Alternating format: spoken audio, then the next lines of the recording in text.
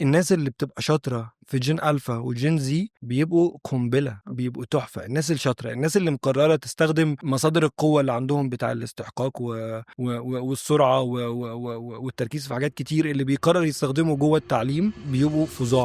يعني بالنسبة للي هم سنة أولى في إيست لندن، هم دلوقتي هم دول جين ألفا، حضرتك بتتعامل معاهم ازاي؟ أو هم دلوقتي بيقعدوا يسمعوا ولا هم كل حاجة عايزينها براكتيكال ويعملوا حاجات بنفسهم؟ بيموتوا في البراكتيكال، اوكي. ولو ان بقى التايم سبام وقت التركيز بتاعهم مضروب بالنار، مفيش خالص. مضروب بالنار بجد. لو انا طولت شويه في الكلام، انا بشوف على وشوشهم بقى ابتسم يعني ممكن ابتسامات، نخلص. والناس ابتسامات وناس بتنام وابص مثلا الاقي واحد الديسك معلم على وشه، فباين وانت نايم بقالك كتير. الوقت التركيز بيختلف، ولو ان انا مش بقول ان هما كل ما الاجيال بتبقى اجدد في عيوب. اوكي. مش عايز ابقى شبه الاجيال اللي كنا بنقعد نقول الجيل اللي قبلنا ما اعرفش ايه، لا هو كل جيل عنده شويه السمات والصفات بتاعته. بس مثلا هما يعني when it comes to بقى الاي اي ولا التكنولوجي، خطيرين جدا، يعني حلوين جدا اوكي. جدا جدا. الناس اللي بتبقى شاطره في جين ألفا وجين زي بيبقوا قنبلة، بيبقوا تحفة. الناس الشاطرة، الناس اللي مقررة تستخدم مصادر القوة اللي عندهم بتاع الاستحقاق